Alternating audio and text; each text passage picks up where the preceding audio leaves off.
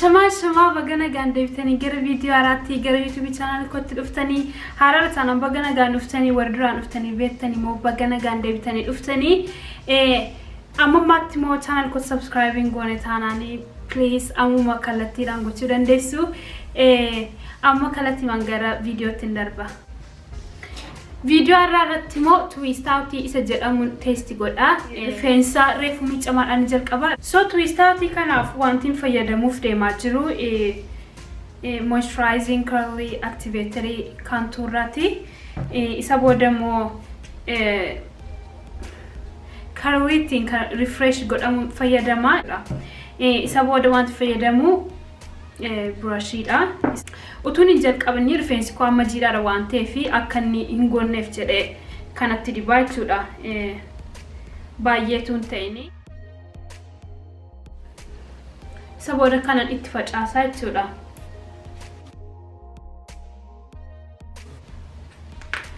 qotin dabala kana fuudhee saboda isa kana jinu waliin makaa jechuudha saboda mataa qotin dibaa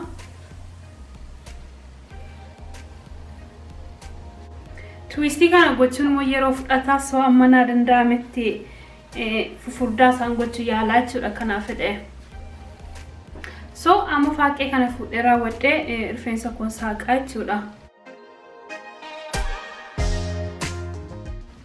so isa kana ergan qabsiisee isa kanan filaa jechuudha so isa booda rifeensuma koon saaqaa jechuudha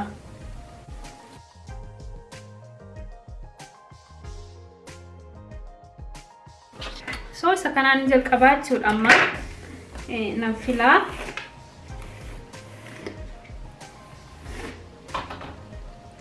ergan filee booda twistii man godhaa jechuudha lamumaan hin fo'aa jechuudha amma ergan bakka lamatti banee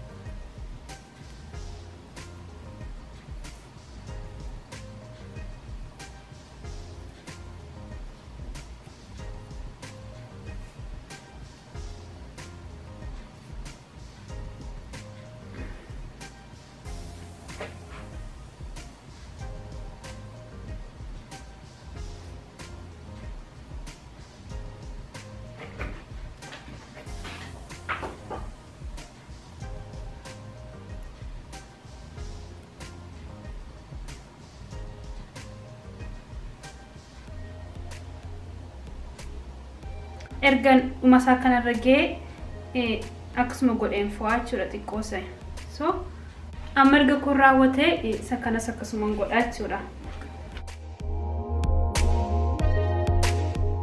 so nan qabaa jechuudha ergan filee booda bakka lamatti hin baasaa isa booda wal jalan dabarsaa jechuudha ibsuurraa agarsiisutu salphatanaaf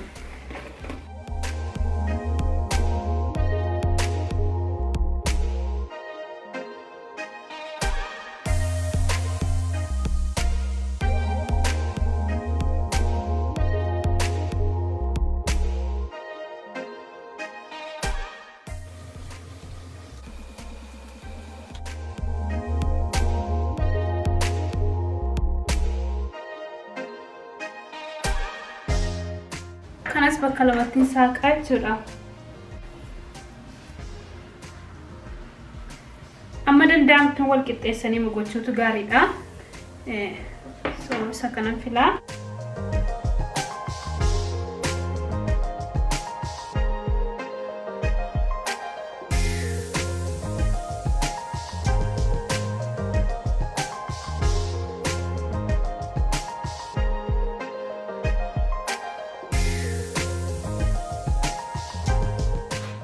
so amma guutummaa masaan godhaa jechuudha amma raawwadheera guutummaa isaa so amma erga raawwadhee qilleensaan qoorsuun hin danda'ama garuu ani blow dry'dhaan hin qoorsaa jechuudha. Garuu garri kun xiqqoo jidha waan ta'eef daqiiqaa 5-11 ture raawwadheeni isa booda qoorsaa jechuudha. Amma garri kunis akka qooruteera daqiiqaan 11 deemeera so amma qoorsuun jalqabaa jechuudha. Gaafan qoorsumoo ho'asaa isa dhumarran kaa isa booda qabbanaa fi ho'a gidduutti godhaa jechuudha. Gidduu gidduutti qabbanaarran kaa isa booda gidduu gidduutti qabbanaarra mukanaan kaa jechuudha. Kan naman hundumaa dadda qaba garuu yaa qabbanaaf ho'aadhaan waliin makaa godhaa jechuudha. Akka ho'i rifeensa kootti hin baay'anneef jechuudha. So amma qoorsuun eegala.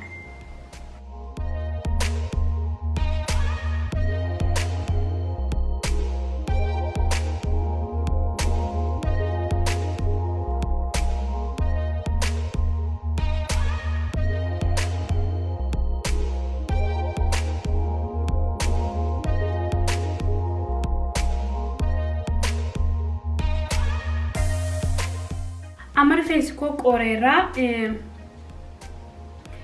kun akka inni bareeduuf rifeensi qooruun baay'ee barbaachisaa waan ta'eef so amma waan inni qooree fi adda babbaasaa jechuudha. Kana adda baasuuf immoo isa dura zeetii xiqqoo fayyadamuun gaariidha jechuudha. Isa booda isa xiqqoo harka kooratti fuudha. Baay'een barbaachisaa jechuudha akkuma harki keenya gogaa ta'e hin amaroofnee fi so harka kootti hin dibaa jechuudha. Isa booda isaaf immoo rifeensuma kootti hin dibaa. So amananii kaa jechuudha. Isa jalqaba godheerraan hin jalqabaa. Suutan banaa jechuudha. Wow! Akkas fakkaataa jechuudha gaafa banamu. Inni tokko kunootti so lammansaa keessa banamaa. Isa booda suutuma jedheen adda baasaa jechuudha.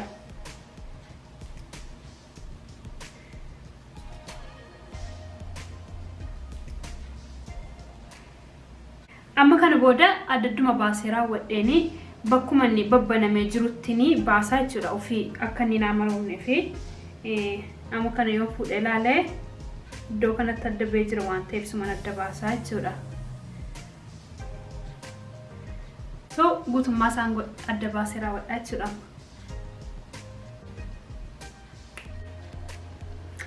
Tadaa! So raawwadheeraa jechuudha amma akkas fakkaata ergan hunda isaa keessaa baasee raawwadhee xiqqoof akka firiizii ta'eera garuu karliin koo gara caalu akka weevummaa godhatee beekaan anatti bareede jaalladheera. Waliimitti gochuu nama barbaachifne rifeensa kootti bareedee mabee. Video kana waan laaltaniif baay'ee galatoomaa. Akka irraa bartan immoo akka itti bohaartan nan abdadhaa. Video yeroo taanu immoo gaafanii gadi dhiisu akka missing goonee fi channel ko subscribe godhaa. Akkasuma immoo video kana like, commentii, share gochuun dagatinaa. Amma video taanu irratti wal arginutti nagaatti sirraa.